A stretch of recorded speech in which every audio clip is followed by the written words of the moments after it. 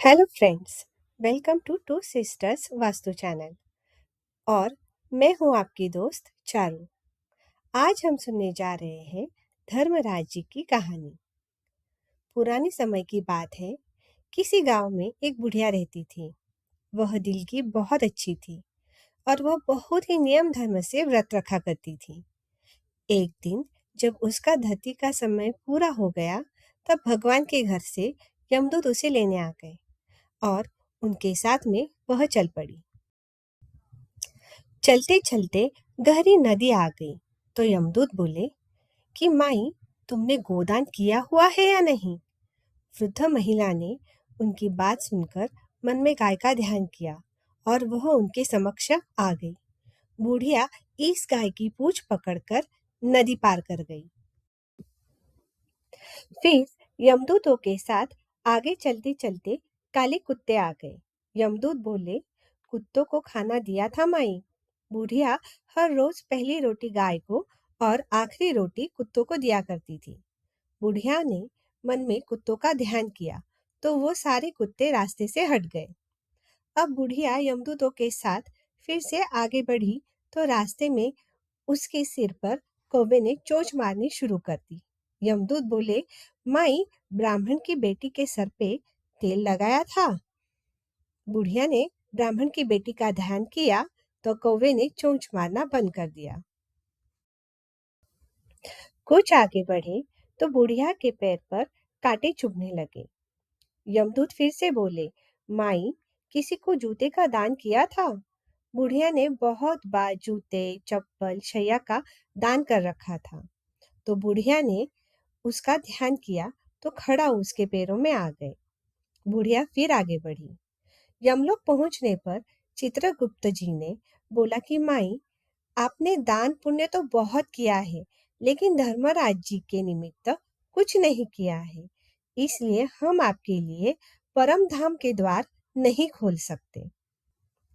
सारी बात सुनने के बाद बुढ़िया बोली, हे भगवान, आप मुझे 7 दिन के लिए धरती पर भेज दीजिए। मैं धर्मराज जी महाराज का व्रत और कहानी कह के उद्यापन करूंगी और वापस आ जाऊंगी। उसके अच्छे कर्मों की वजह से उन्होंने उसे धरती पे भेज दिया।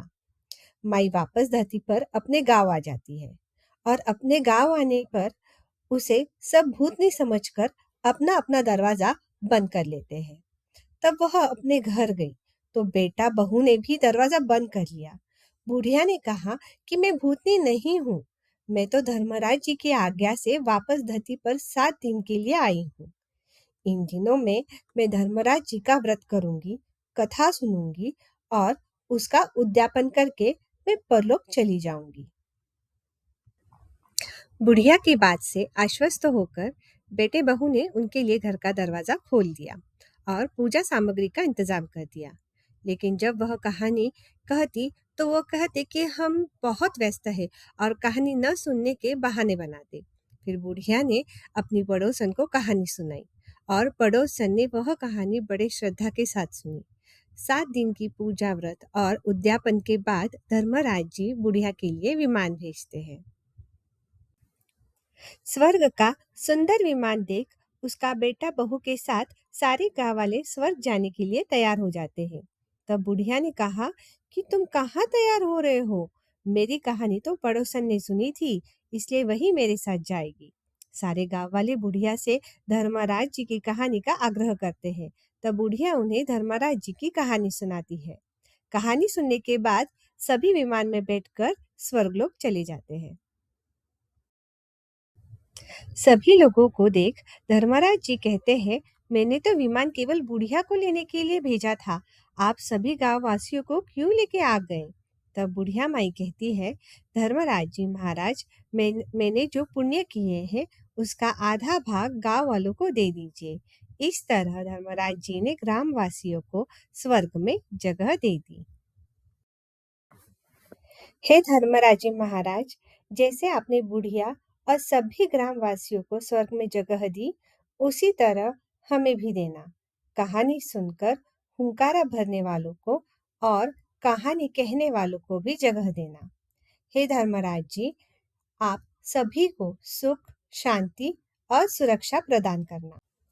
धर्मराज महाराज जी की जय हो।